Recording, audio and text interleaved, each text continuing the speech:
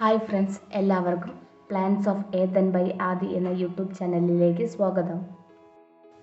Channel ആദ്യമായി കാണുന്നവരാണെങ്കിൽ like ചെയ്യാനും കമൻറ്റ് ചെയ്യാനും സബ്സ്ക്രൈബ് ചെയ്യാനും കൂടാതെ ബെല്ലൈക്കൺ ക്ലിക്ക് ചെയ്ത് ഓൾ എന്നുള്ള ഓപ്ഷൻ എനബിൾ ചെയ്യാനും മറക്കരുത്. വളരെയധികം ഔഷധ ഗുണമുള്ള സസ്യമാണ് തുളസി.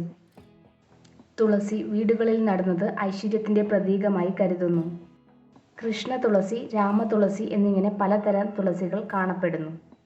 പനി, ജലദോഷം, ശ്വാസകോശ സംബന്ധമായ അസുഖങ്ങൾ എന്നിവയ്ക്ക് നല്ല മരുന്നാണ് തുളസി. മിക്ക വീടുകളിലും തുളസി വീടിൻ്റെ ഒരു ഭാഗമാണ്.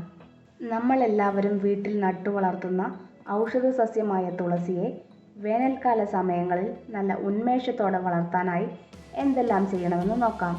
തുളസി ചെടിയിൽ രാവിലെയും വൈകുന്നേര സമയങ്ങളിലും വെള്ളമൊഴിക്കാനായി ശ്രദ്ധിക്കുക. വെള്ളമൊഴിക്കുന്ന സമയത്ത് തുളസിയുടെ ഇലകൾ നനയുന്ന തരത്തിൽ വേണം വെള്ളമൊഴിക്കാൻ. തുളസി ചെടിയിൽ പൂക്കൾ കാണുകയാണെങ്കിൽ അവയുടെ തല നുള്ളി മാറ്റാനായി ശ്രദ്ധിക്കുക. ഇങ്ങനെ ചെയ്യുന്നതിലൂടെ തുളസി ചെടി കൂടുതൽ സ്പ്രെഡായി വളരുകയും തുളസി ചെടിയുടെ പൂക്കളിൽ ഉണ്ടാവുന്ന ഉണക്കം ചെടിയെ ബാധിക്കാതിരിക്കുകയും ചെയ്യും. ചെടിയിൽ പൂക്കൾ വിരിയുന്നത് ചെടിയുടെ വളർച്ച നിന്ന് പോകുന്നതിന് കാരണമാകുന്നു. അതുകൊണ്ട് തന്നെ യാതൊരു കാരണവശാലും തുളസി ചെടിയിൽ പൂക്കൾ വിരിയാൻ അനുവദിക്കരുത്. ചെടികളുടെ ഇലകൾ വളരുന്നതിന് നൈട്രജൻ വളങ്ങളാണ് നൽകേണ്ടത്. അതിനാൽ തുളസി ചെടിക്ക് നൈട്രജൻ അടങ്ങിയ ചാണകം വെള്ളത്തിൽ കലക്കിയ ശേഷം ചെടിയിൽ ഒഴിച്ചു കൊടുക്കാവുന്നതാണ്.